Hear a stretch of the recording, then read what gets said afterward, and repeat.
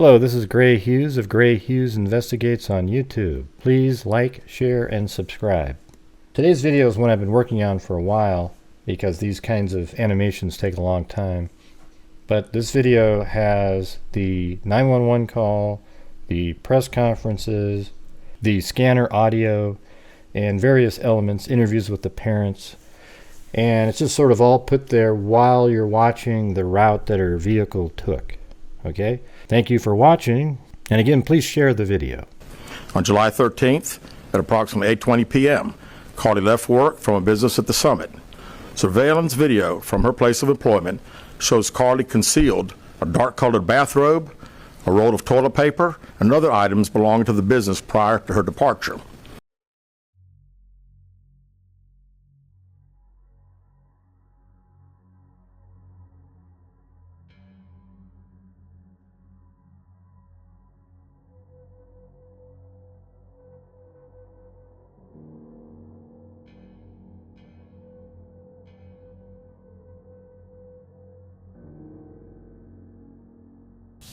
Good afternoon. Thank you all for helping us get this story out today. I want to relay some of the facts as we know them so far and a few additional details that we've been able to uncover in this case.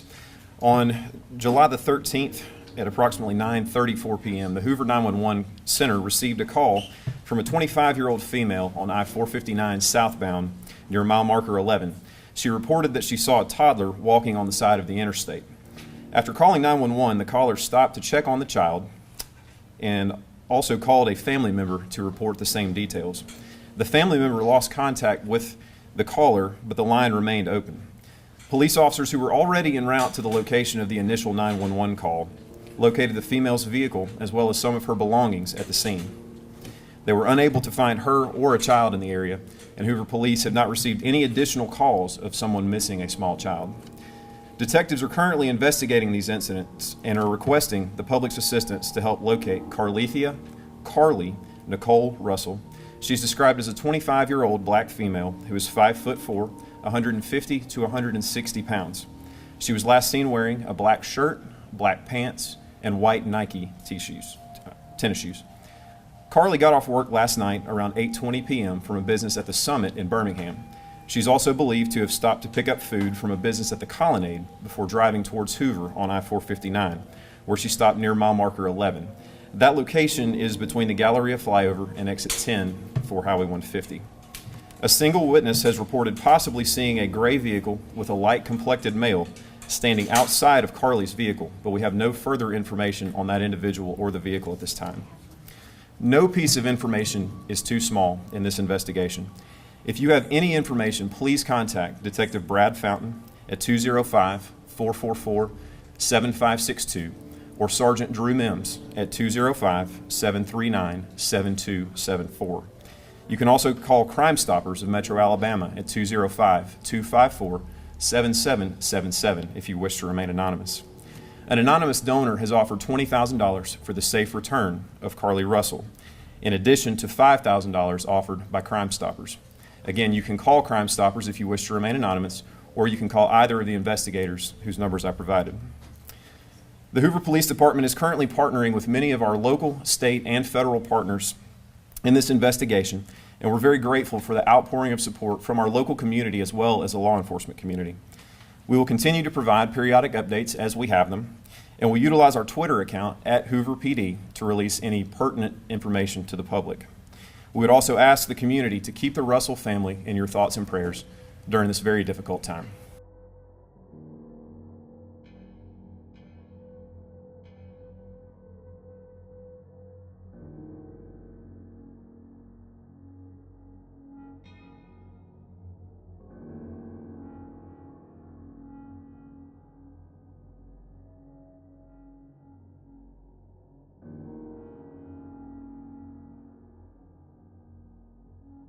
She ordered food from Tzatziki's at the Colonnade and traveled there. Do everything she can to put up a fight. And I was telling my husband and I were talking. Today she was just so happy, or yesterday. She was just so happy all the way up until I talked to her at 9:19. She was just so happy. And anybody that knows our daughter knows she loves food. And the fact that she was willing to give me her meal because they left her meal off meant a lot to me. And when she got home, I was going to give her a big hug and tell her thank you, because I know you love your food. The drive time from her work to Taziki's is 4 minutes, and it's 5 minutes from Taziki's to Target, so that's only 9 minutes. She leaves work at about 8:20 and leaves the Target area around 9:20, so that's an hour. So that means there is about 51 minutes of time used up either waiting for the food at Taziki's or inside the store shopping for Cheez-Its and granola bars, but I would think that that would only take a couple minutes, so she probably waited around. Maybe she was talking to different individuals on her phone and setting up her scheme. Law enforcement obviously has that information because they have the receipts, and there's likely cameras in the area, so that they know exactly how long she stayed at Taziki's, when she got there, when she left.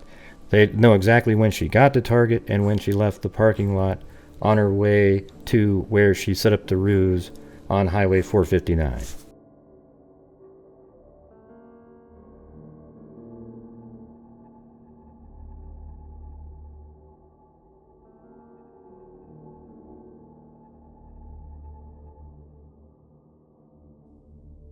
We tried to hug her as best we could, but I had to stand back because she was not in a good state. So we had to stand back and let medical professionals work with her.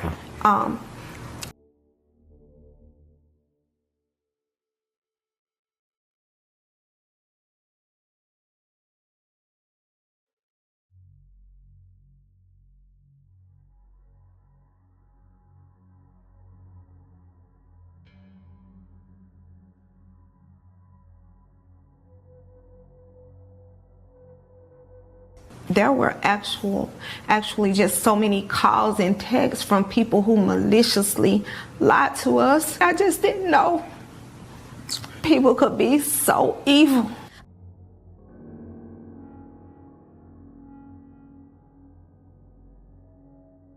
She's having to deal with the trauma of people just making completely false allegations about her.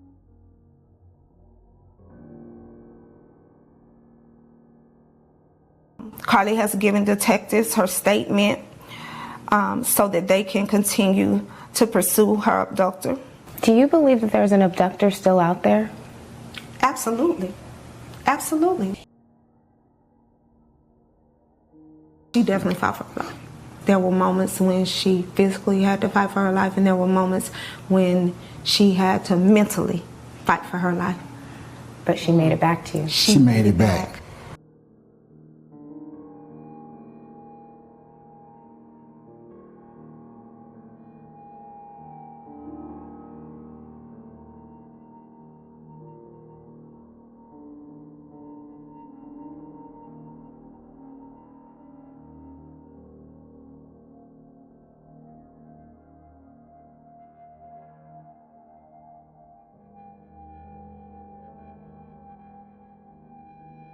How much time do you think you'll give the family before going back to court for sentencing? Well, I think our detectives have talked to the parents, and we're ready to talk as soon as she's ready. So, if she called right now, we're ready. You had one word to describe. You like to play con. What would that word be? How about unknown? We know the facts that we have. Everything else is unknown at this time. In the back. What have the past few days been like for you, your department? This has been a stressful search, hasn't it? Well, absolutely. And again, the focus of the investigation that Thursday, when she went missing, of course, the focus was to get Carlee home. That's what we want all. We wanted her safe and sound. And that's all happened. And then, of course, this has gotten to be not only a local, state story, but a national story. So, it is. It's a lot of stress on everyone in the Hoover Police Department, and the mayor, to every citizen here. We want to know the truth. As you stand here, are you frustrated? I wouldn't say I'm frustrated. I mean, I'm very happy that Carlee's home. That was the main ingredient here, and then we'll figure it out. I promise you that. We'll end up figuring it out. So as I mentioned before, it appears that when Carlee purchased her Cheez-Its and her granola bars, that she purchased them, then went out to her vehicle and sat in the parking lot and then left at 9:21. As you can hear right here in the press conference by Nick Derzis, the police chief of Hoover. She then traveled to Target on 280, where she purchased some granola bars and Cheez-Its. From there, she remained in the parking lot at that shopping center until 9:21 p.m. when she drove to I-459. 610 Summit Media. Question for Chief. With all of the searches that you mentioned, Chief, that were on Carlee's phone, does that kind of give you an indication of her mind state during this ordeal, the 48 hours that she went missing? Well, again, we want to talk in facts, and I do think it's highly unusual to the day that someone gets kidnapped, that 7 hours, 8 hours before that they're searching the internet, Googling the movie Taken about an abduction. I find that very, very strange, yes. Yes. Do you feel confident, do your investigators feel confident that you know why Carlee Russell may have done this? No, we do not know. Absolutely not. Chief, can you explain for us, you mentioned that while you said that Carlee was on the phone with 911, she was traveling 6 football fields, which tells you what? Which tells me that I've had kids, and I'm sure a lot of people here have, and it's very, very, again, she said it, and I'm not saying it couldn't happen because I've always been one of these guys, never say never, but 6 football fields. I like athletics, I like football. 6 football fields. To think that a toddler, barefoot, that could be 3 or 4 years old, is going to travel 6 football fields without getting in the roadway, without crying, without any just moving down. It's just very hard for me to understand.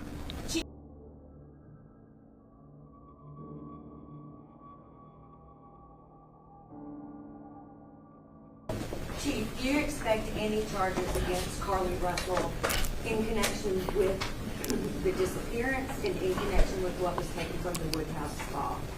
Right now, our focus is to determine those 49 hours, so the investigation continues. So to be perfectly honest with you, that hasn't even entered our mind or been discussed. One more question. Is it surprising to you that the family has not been cooperative in returning to be questioned? Well, I think the family has stated to us that they didn't think that in her mental state right now, because of trauma of the incident, that she's not ready to talk, is what we've been told. Go ahead, sir. Yeah, question for Chief. You stated that the abductor had orange hair. Was this abductor black male? Was it female? Black female? White female? I believe it's a white male. Am I correct by saying that? Was it ever? Yeah, white male. Is this alleged abductor yet on loose in the Hoover area? Don't believe so. Yes, ma'am. Chief Brittany Dion, WBRC. Has a toxicology report been done, and were any drugs or illegal substances found in her system? We have no report of that. Is any indication of mental illness in this case? There's been a concern in the community that if this turned out not to be a true story, that the next time a young woman of color was missing, that it might not be taken seriously. How would you respond to that? I'd respond to say that we investigate every crime to the fullest, just like we have this one. Was she traveling with anyone? Was she traveling with anyone since the time she disappeared, to your knowledge? And not to my knowledge. Chief, I know you said you weren't able to verify a lot of aspects of the story. Where do you think she went, and how would you characterize what happened to her? You know, that's the $100 question. We pretty much know exactly what took place from the time she left work until she got on the 911 call, and we can see getting out of the car on the interstate from that footage. And after that, I think she only knows. We don't know. Well, one quick follow-up. Her parents. Did you speak with Carlee's parents, and why do you think it is they were so adamant that there was an abductor?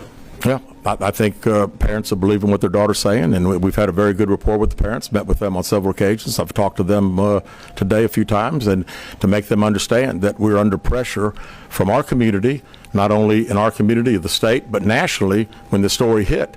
And I just wanted them to understand that today we were going to have a press conference, and what we were going to detail today are facts. And everything that I've told you today is actual facts. It's not innuendos. It's not what I think. It's not what these detectives think. It is the factual information that we have.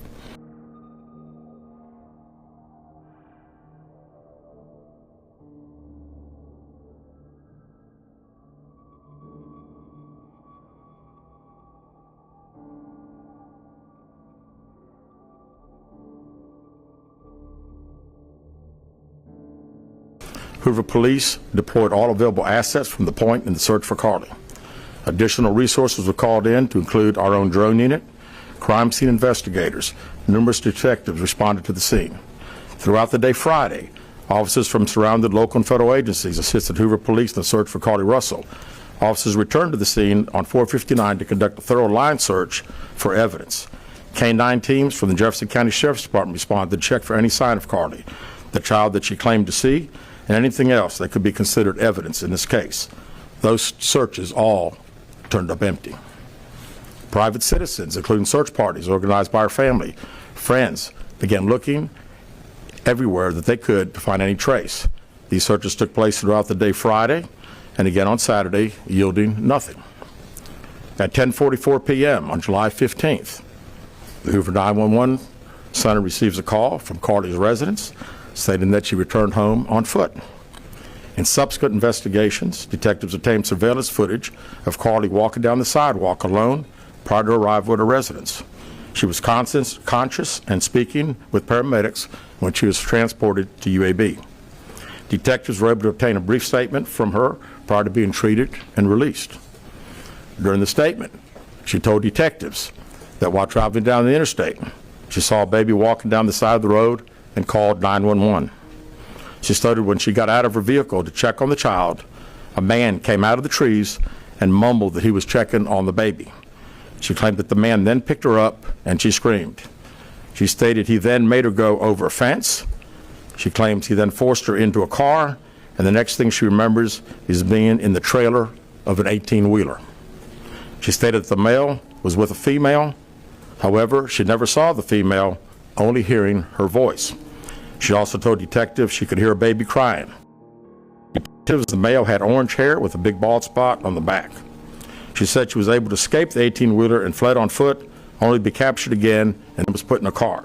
She claimed she was then blindfolded but was not tied up because the captor said they did not want to leave impressions on her wrists. She said that they took her into a house and made her get undressed. She believes they took pictures of her, but she does not remember them having any physical or sexual contact. She stated the next day she woke up and was fed cheese crackers by the female. She said the woman also played with her hair, but could not remember anything else. At some point, she was put back in a vehicle she claims was able to escape while it was in the West Hoover area. She told detectives she ran through lots of woods until she came out near her residence. During this interview, detectives noted that Carlee had a small injury to her lip, and she claimed that her head was hurting. She also had a tear in her shirt. Detectives also noted that she had $107 cash in her right sock. Out of respect for Carlee and her family, detectives did not press for additional information in this interview and made plans to speak with her in detail after giving her time to rest. Detectives continue analyzing data from Carlee's cell phone that was left behind at the scene. We enlisted the help of the United States Secret Service in conducting this analysis. Part of what data included several internet searches in the days leading up to their disappearance that I think are very relevant to this case. On July 11th at 7:30 a.m., the term, "Do you have to pay for an Amber Alert?" was searched. On July 13th at 1:03 a.m., the day of her disappearance, the term, "How to take money from a register without being caught," was searched. On July 13th at 2:13 a.m., the day of her disappearance, the term Birmingham bus station was searched. On July 13th, 2:35 a.m., a search for a one-way bus ticket from Birmingham to Nashville was conducted with a departure date of July 13th. On July 13th at 12:10 p.m., a search for the movie Taken, a film about abduction, was conducted. There were two searches related to Amber Alerts on a computer at Carlee's place of employment, including one regarding the maximum age of an Amber Alert. There were other searches on Carlee's phone that appeared to shed some light on her mindset, but out of respect for her privacy, we will not be releasing the content of those searches at this time. We've asked to interview Carlee a second time, but have not been granted that request. As you can see, there are many questions left to be answered, but only Carlee can provide those answers. What we can say is that we've been unable to verify most of Carlee's initial statement made to investigators, and we have no reason to believe that there is a threat to the public safety related to this particular case. Thank you very much.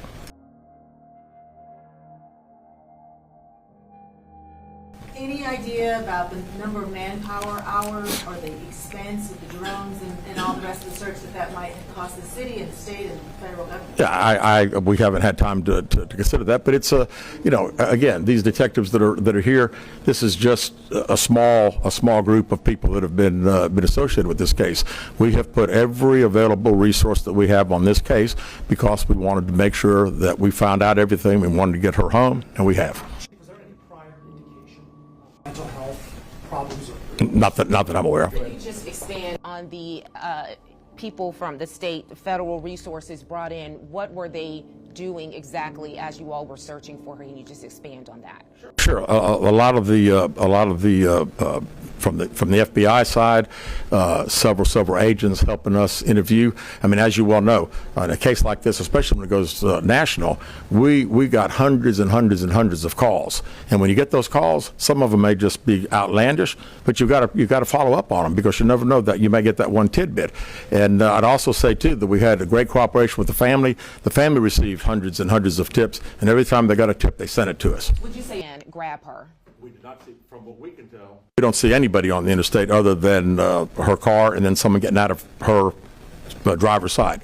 We have sent that off to the FBI for enhancement. It has not been returned. Do you think in this case that charges will be forthcoming towards Carlee Russell, and how serious of a crime is it to not only fabricate a 911 call, but to lie to law enforcement during an investigation? Well, again, that's not something that we've been discussed since we're going through the still investigation. But, people have to understand that when someone says something like this, we put every available resource.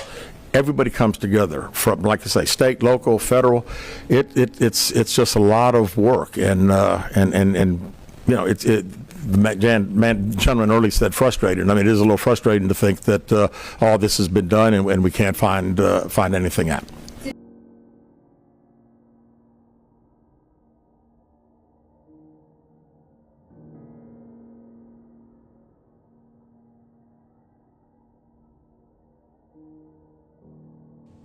Well, she was talking to our son's girlfriend on the phone. She told her that it looks like there's a little child on the side of the road that looks like a small toddler. And she told her, don't get out the car. And she said, I'm going to pull over and call 911 or call 911. She put her on hold, called 911, and she clicked back over and told her that 911 was, or that the police were on the way. And the next thing our son's girlfriend heard was Carlee asking the child if they were okay. So she evidently got out the car. She asked the child if they were okay, maybe 2 or 3 times. She didn't hear a response from a child on the other end. And she did hear a scream, and then she could tell there was maybe some type of shuffling, and the phone dropped to the ground. And from there, all she could hear was background noise. By that time, she was coming into the room to alert myself and my son what had just transpired. She kept the line open. She didn't hang up. I was yelling Carlee's name. We were all yelling Carlee's name. I picked up my phone to call Carlee's phone, just even though I knew that line was open with our son's girlfriend. It was just like, I just felt, I felt I needed to try to do something to try to reach her since she wasn't answering us when we were calling her name, and all we could just hear was like background noise. And from there, I came and got my husband from the bedroom and told him a brief synopsis of what had just transpired. We needed to throw on some clothes and go to her location. We do share our location through Life 360. And so it was pinging that she was at a particular street. However, when we got there, we did not see her car. And what we realized once the police came to where we were is that because her car was on the interstate, it was pinging at the street we went to because that street was right behind and below that interstate 459.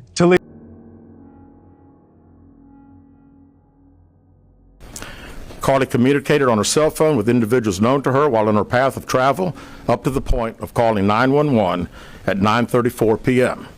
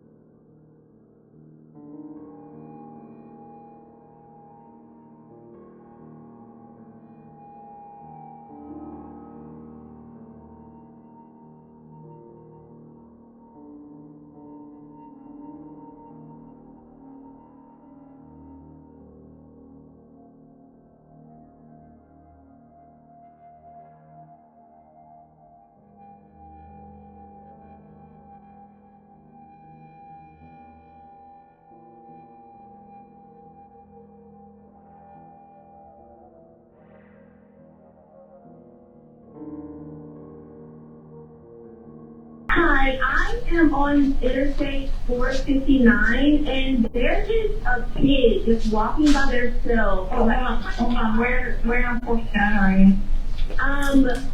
I'm right next to the exit 10 by the Hoover Med, like to get off by the Hoover Med. Okay, so you're before the exit? Yes. Okay, and were you headed southbound or northbound? Like towards Tuscaloosa or towards 280? Towards Tuscaloosa. Okay, and was the child on the left or right side? On the right side. Were they walking northbound or southbound? They're walking towards Tuscaloosa. Walking southbound? Or how old do they look? Like a toddler, maybe 3 or 4. Did you pull over with them? Are you still with them? Yes. Okay, are you with the child right now? No, I'm not. I didn't get out of the car. I can see them though. Do you mind staying and keeping an eye on them until we get there? Yeah, sure, yeah. Okay, what kind of car are you in? I'm in a red Mercedes-Benz.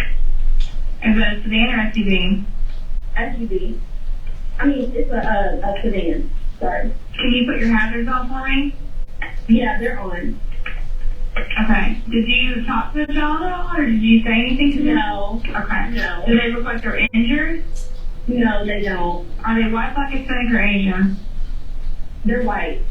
Okay. Is it male or female? I think it's a boy, a little boy. Right now? Okay, so is he wearing clothes? Yes. Okay. What is he wearing? It's a white t-shirt, and it doesn't look like he has any pants on. It looks like a diaper. And you don't see any cars anywhere? No, no cars anywhere.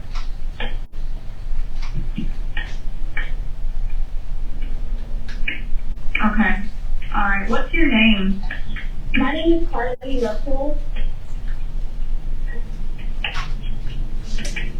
And you don't see any injuries on the child from where you're at, correct? No, but I can't really see them that good. Okay, try to keep an eye on them for the best you can, because I don't want you to lose track of them. Okay. All right, and do they have shoes on? No. Not that I can see. I can't really see that. Look. Okay. All right, I've got them on the way, okay? Just try to keep an eye on them, but the officers are on the way, okay? Okay, thanks. Thank you. Okay, bye. 442 for 71. 42. 71. It's going to be 459 south, mile marker 10. It's going to be a child walking on the 3 or 4-year-old child walking on the side of the interstate next to her. RP's going to be close by in a red Mercedes sedan with the hazards on. Child's going to be a white male wearing a white t-shirt and a diaper.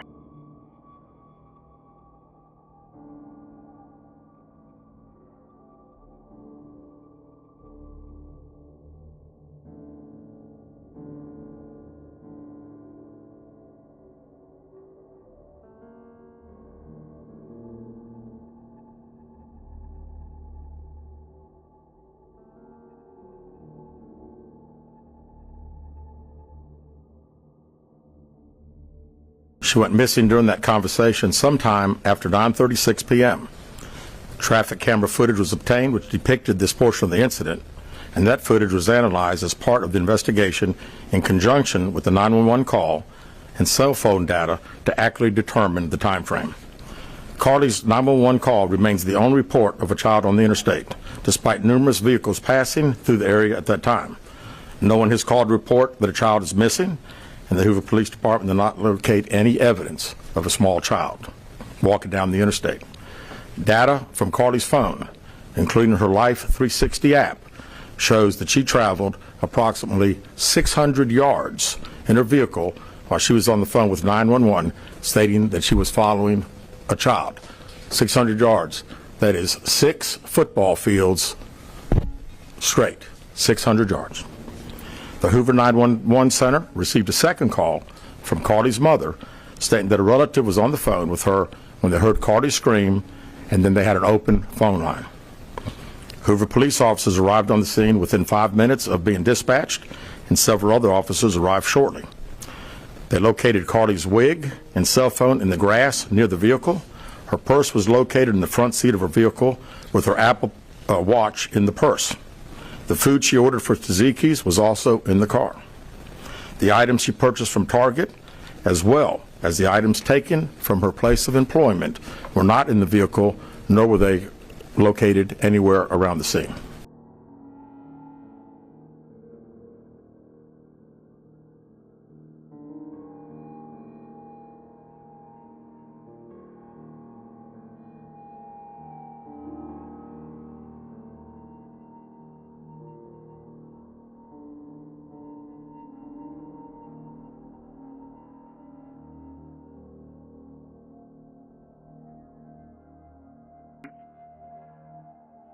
Have you put out this bolos just surrounding? Negative. We're about to put it out. 10-4, go ahead and put it out. May want to just go ahead and make it statewide, just in case. Can we get a description on what she had on? Yeah, I'll beat you.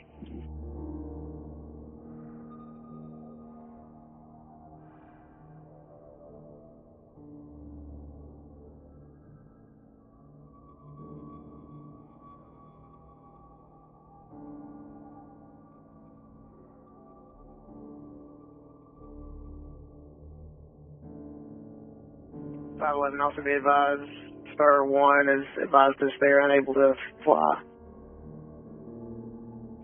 10-4. They're going to send out at least one of their drones to assist with ours. I just got off the phone with them. 10-4.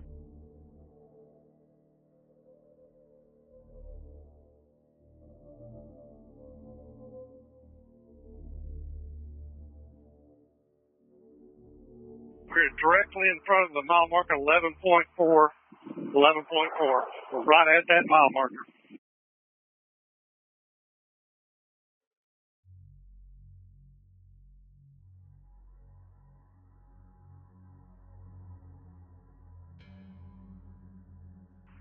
I just found her phone.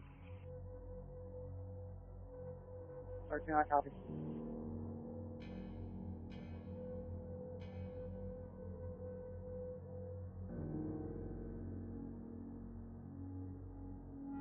I've got a couple of pictures of this email that I sent out to the 2 shifts. Can I send it to you so y'all can send it out? 10-4, we've received it. 10-4, thank you. Wait, we just sent out a statewide bolo. Do you want us to enter a missing?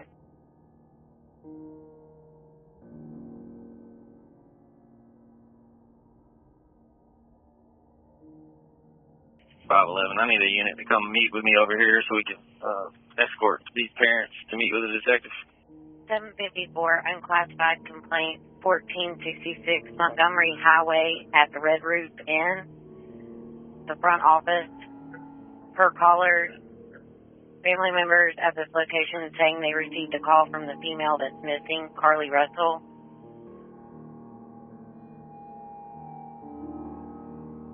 .54, family members are saying they received a call from the female saying she was at this location. 26 is the responding units. I just spoke with the front desk clerk. They said that the family is not being hostile or anything like that, but that there was about 6 carloads of people that have just shown up over there.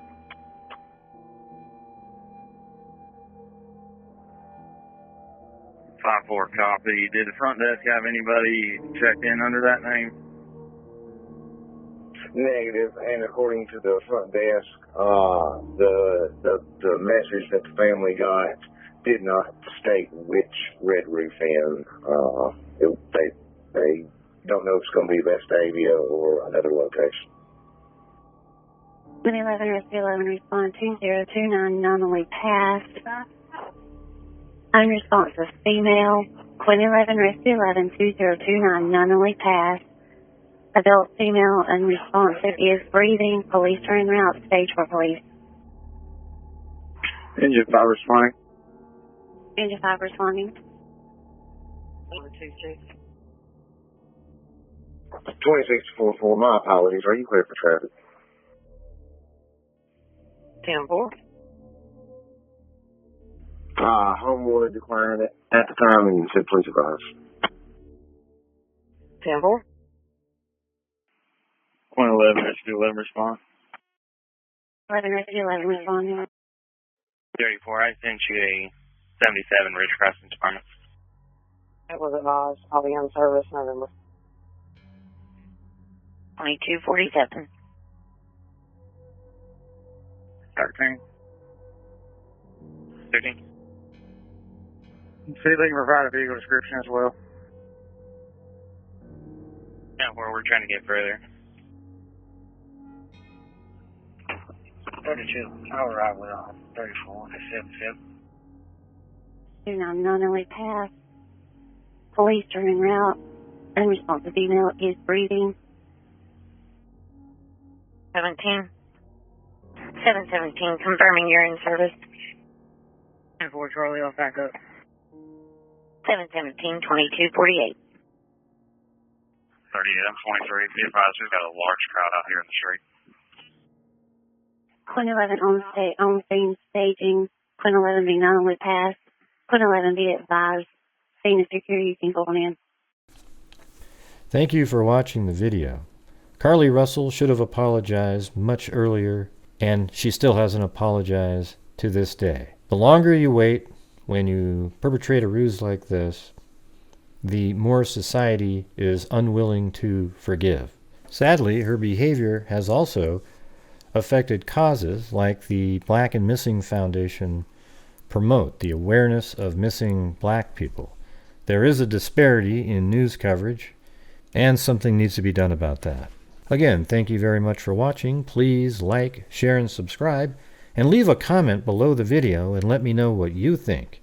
And as I always say, everybody, until next time, be safe out there. Just as I was uploading this video, a press conference came out, and Carlee Russell's attorney admitted that it was a hoax, that she was never kidnapped, there was never anybody on the side of the road, and that she acted alone. So here is that press conference right now. Good afternoon. Thanks to everyone for attending again today. I want to thank the members of our department and all of law enforcement who played a role in the investigation of this case. Last Wednesday, July 19th, we held a press conference and provided you with the facts of the Carlee Russell disappearance. We told you the investigation was ongoing. We helped you determine where Carlee was during the 49 hours of her disappearance. Today I've talked to and received a statement from Mr. Emery Anthony, attorney for Carlee Russell.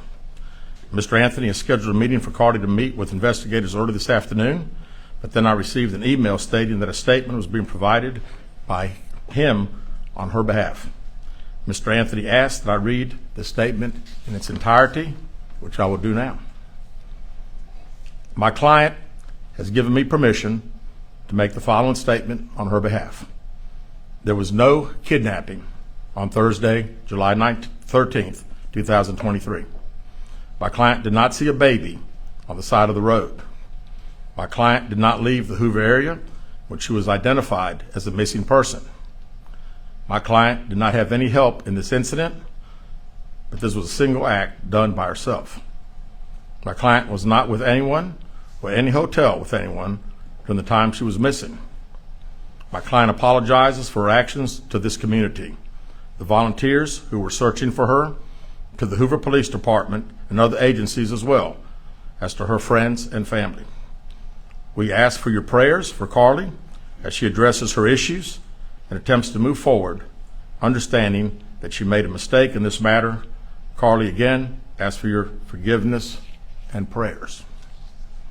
We have a meeting scheduled with Mr. Anthony to further discuss this case. We're currently in discussions with the Jefferson County District Attorney's Office in Bessemer about possible criminal charges related to this case, and we will announce those charges when and if they are filed. All right, with that, we'll take a few questions. As Officer Hale said, when I call on you, please state your name and your affiliation. Yes, sir. Keith Mims, WAGG 610 100.1 FM Summit Media. Chief, do we at this time, or does the Hoover Police Department know the whereabouts of Carlee Russell during that 49-hour period that she was supposedly missing? Now, as I said the other day, was talking facts and everything. If I said anything today, would just be speculation. Actual facts, we do not. Aaron Llewellyn, WBC 13. Can you tell us what her motivation was for doing this, if you can? I wish I could tell you. I think only Carlee knows, and maybe her attorney now, but again, the statement that we received from him does not indicate any. Brittany G. on WBRC, can you give us an idea of what charges you may be filing against her? That would strictly be up to the district attorney's office. David Lamb, CBS 42, can you update us so that there is a meeting scheduled for this afternoon with the family, or No. when is that meeting Yeah, take place with Carlee? no, not a meeting with the attorney, not the family or Carlee. We have a meeting scheduled with the attorney, and that will take place some point tomorrow. And there is no meeting with Carlee Russell or her family at this point? Not scheduled, no, sir. Bree Chapman with Fox 6. What's next to close this investigation? Well, again, we want to talk to Mr. Anthony tomorrow and see if he has any more to discuss about the case. We'll certainly be asking if we'll get an opportunity to again interview Carlee like we've wanted to since she returned. Chief Stephen Quinn, ABC 3340. Yes, sir. Your reaction now, knowing that Carlee has admitted that this was made up? Well, I'm glad that we got this. You know, we certainly laid the facts out to you guys and to the national media that had a lot of interest in this particular case. The sad thing is that again, there were so many people that were involved, took this thing very, very seriously, and again, we wanted the focus to be bringing her home. She got home. We're very excited about that.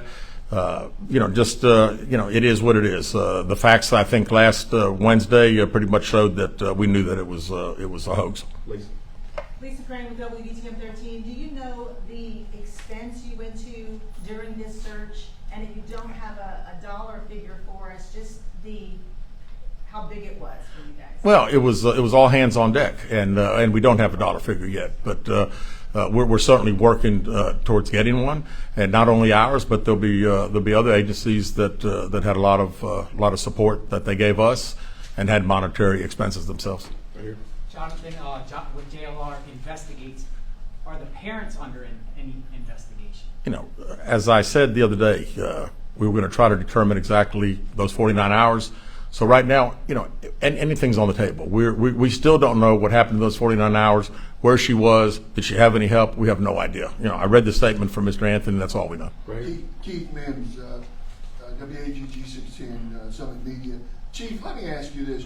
What do you think prompted or provoked Carlee to do this kind of thing? And are there any kind of mental issues that the police department or the public should be concerned about, or just what?